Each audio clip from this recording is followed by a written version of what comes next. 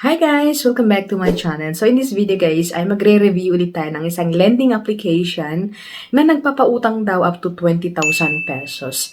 And sabi dito sa kanilang application ay fast approval. So before we go on guys, sa mga hindi pa nag-subscribe, mag-subscribe din at ang bell button para ma-update ka sa coming videos and tutorials. And mag-comment na rin sa baba, i-like ang video ito para mapabilang kayo sa mga upcoming pag-giveaway, pa-Gcash giveaway.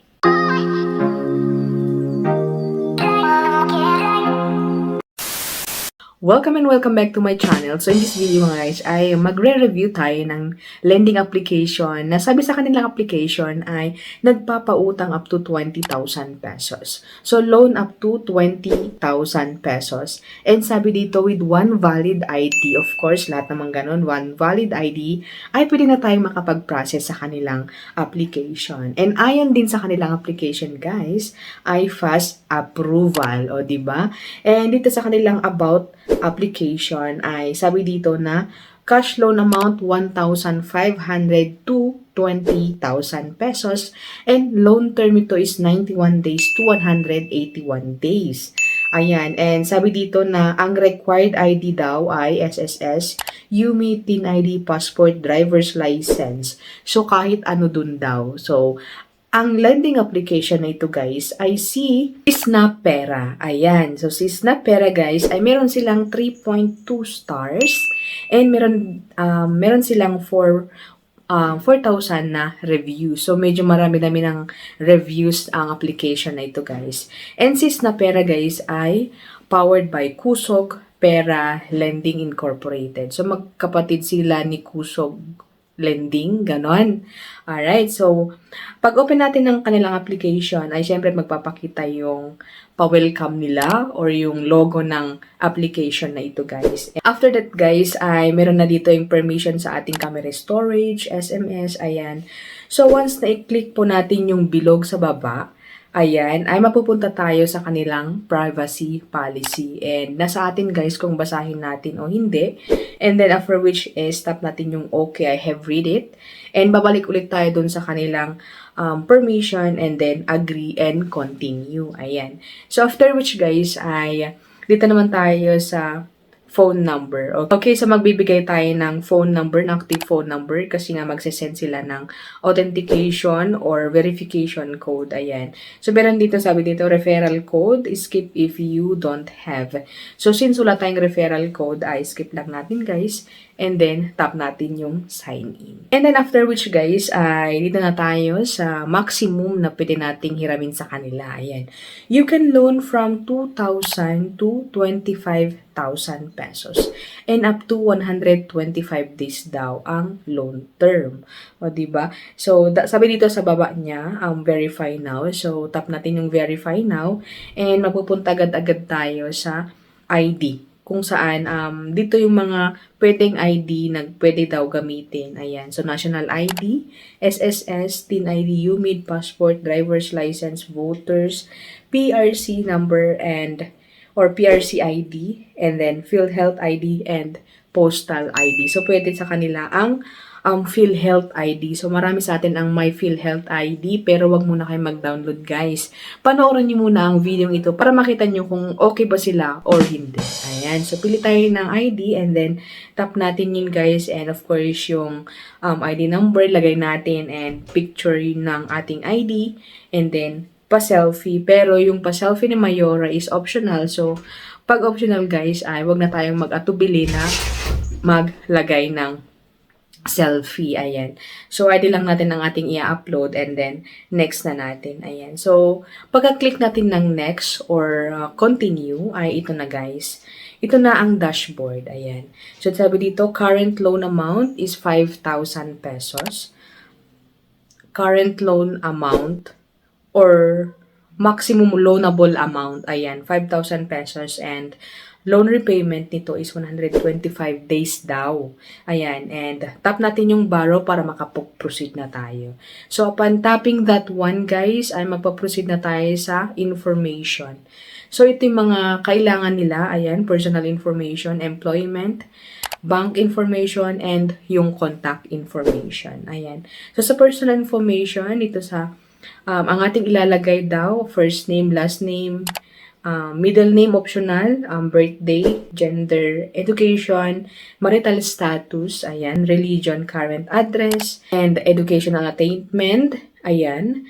And then yung marital status, religion, current address, and choose your contactable time. Siguro tatawag sila, pero for me, sa aking experience guys, ay hindi naman po sila tumawag. Ayan. So, pipili lang tayo ng contactable time. So, anytime. Sinabi ko na lang na anytime. Pero wala pa namang tumatawag. Ayan. And of course, pagkatapos nun guys, pagkatapos nating fill upan is submit na natin. So, next naman is yung ating employment information. So, kailangan daw yun guys. Ayan. So, job type, years of service, ayan, monthly net income, company address, detailed address, telephone number, and yung payday daw natin. Ayan. Okay. So, pagkatapos natin i-fill up ay tap natin ng continue or yung submit. Ayan. Next naman is yung ating bank information. So, dito sa bank information, basically, online transfer or cash pickup. So, sa cash pickup ay Emily Villar ang pwede. And online is, meron yung GCash, CoinPH, or CoinPH, and yung mga bangko na. Yung mga BDO, ganyan. So, for me is, para convenient, laging ginagamit ko is GCash na lang, guys. Okay? So, tap ko yung GCash, and then, yung mga information, syempre, number, ganyan, and then, submit. Next naman is yung contact information. So, nangangailangan sila ng 5 na contact information or contact references. Ayan. So, medyo madamadmi sa kanila, guys. Ayan. Alright. So, pagkatapos ating ilagay, ayan na. Meron na silang pa-check sa mga lahat ng information. Naka-check na. Ayan, sa screenshot. And then, submit na natin. And ito na, guys. Dito na magkakaalaman. Okay? So, sabi dito ko sa kanilang papautang daw. Ayan. 2,000 to 500 daw. Ayan. 121 days payment. And for me is, piliin ko na lang yung 2,000 kasi nga baka ma-itcha-prank na naman tayo dito. Okay? So, 2,000. Ayan. And then, 121 days ang repayment niya. So, submit ko. Ayan. And then, let's see guys kung approve ba o hindi. Ayan. So, after 1 minute, wala pa yatang 1 minute, ay approve na. But then, malaking question mark, guys. Ayan. So, sabi dito si screenshot, ayan, or dito. Loan amount, 2,000 pesos. Loan term, 120,000 or 121 days yung loan term. But, yung payment nito is 7 days payment daw. So, medyo nagkaka-conflict. Loan term, 121 days. Pero, pagbabayaran mo yung loan is 7 days. And isa pa guys, meron dito, issued amount, service fee, interest, total payment amount ay walang nakalagay. So, X na yun guys. Kasi hindi mo makikita, hindi sila transparent kung magkano yung makukuha mong pera, kung magkano yung babayaran mo, and kung ano yung mga deduction. So, medyo red tag yun sa akin, guys. Ayan. So, issued amount, blanco. Service fee, blanco. Interest, blanco.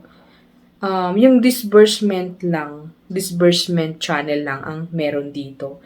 So, hindi natin alam, guys, kung 2,000 pesos ay magiging 1,000 pesos ang ating babayaran or ating marireceive.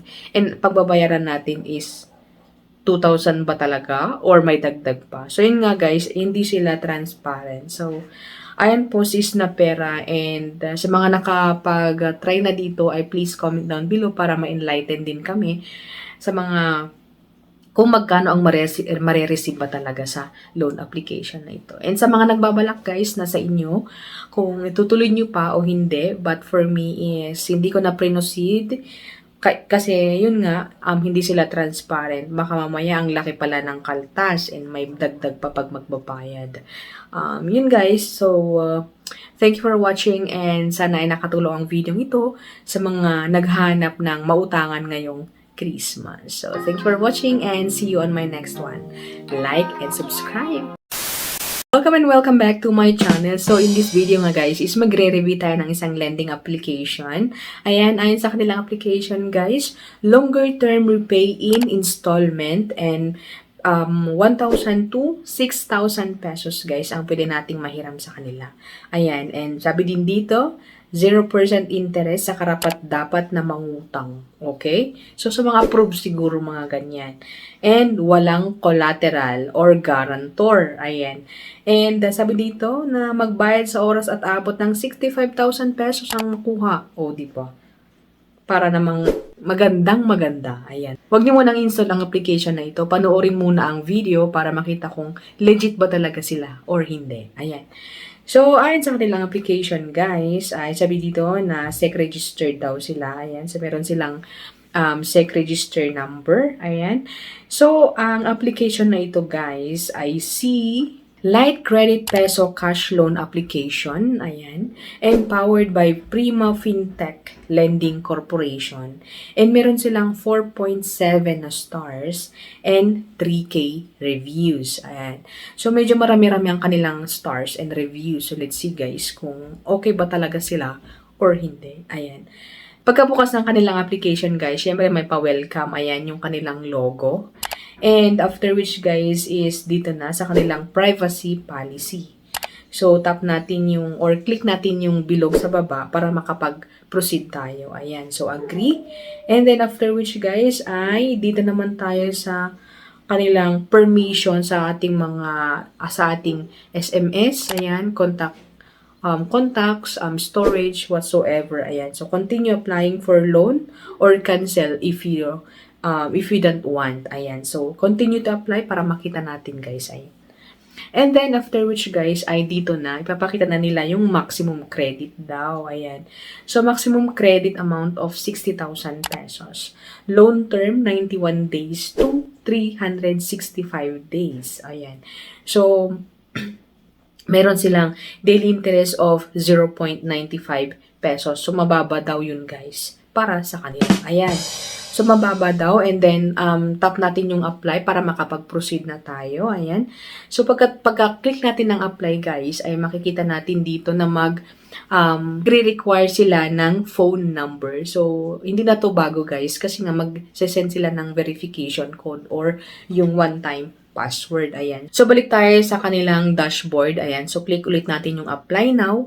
And then, mapupunta na tayo sa information authentication. Ayan.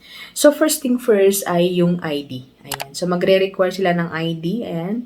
So, sa ID type na pwede sa kanila ay SSS, Postal, Driver's License, GSIS, PRC, National ID, UMID, Passport, PhilHealth, yung voters and TIN ID is not recommended. Pero pwede siguro pag walang-wala na talaga tayong ID. Siguro, okay? Not recommended kasi dito, okay? So, after which, guys, ay type natin yung ID number and then valid ID or yung pa-picture sa ating ID and then yung pa-selfie ni Mayor. Ganyan. So, selfie sa ID natin daw, okay? And then, yung first name natin, last name, gender, birthday, ayan. And after which, guys, is yung marital status, ayan. So, napansin ko dito, guys, na sa marital status, family income, ayan, highest educational, and yung length of residence sa ating address is nalagyan na. Nalagyan niya dito, guys. Hindi na tayo maglalagay pa or mag-fill up. Sila nang naglagay automatic. Ayan. So, parang ganyan. Question mark.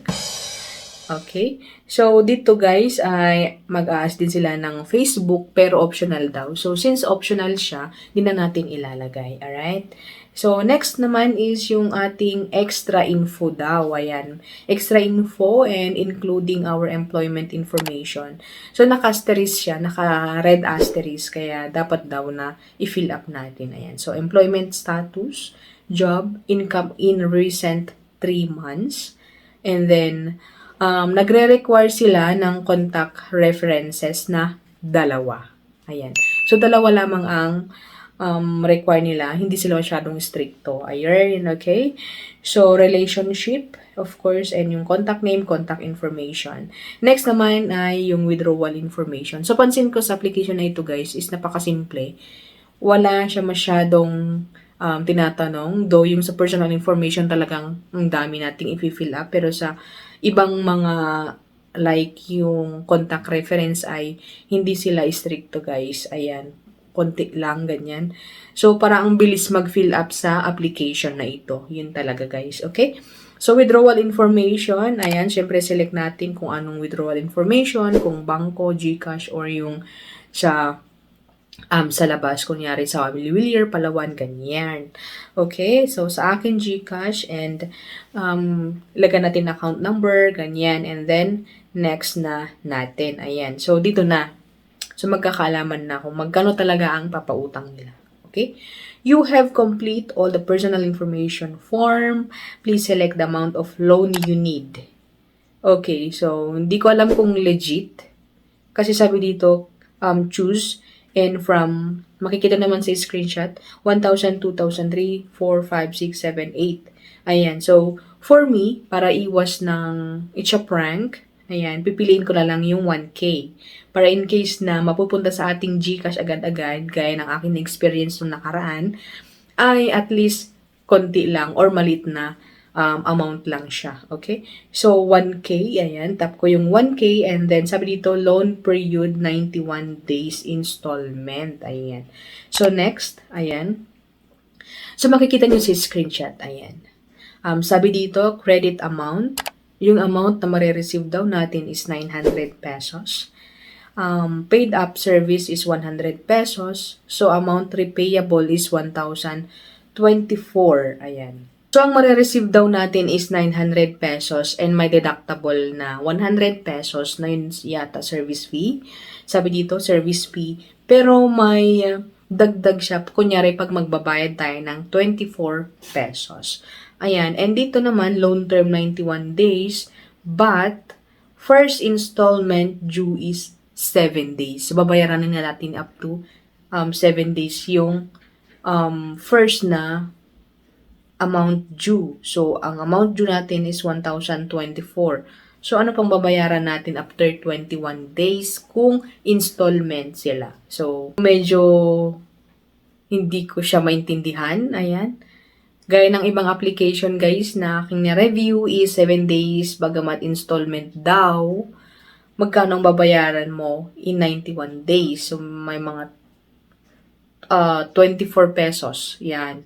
So, sabi dito, cash option, GCash, total amount due, 1,024, and total interest due is 24 pesos. So, malit daw ang interest nito, 24 pesos. Ayan. Pero, yun nga, at 7 days ang payment nito. Ayan. So, yun guys. So, sana naintindihan nyo, okay? So, sabi dito nga, in conclusion or in summary, ayan. Credit amount, 1,000 pesos.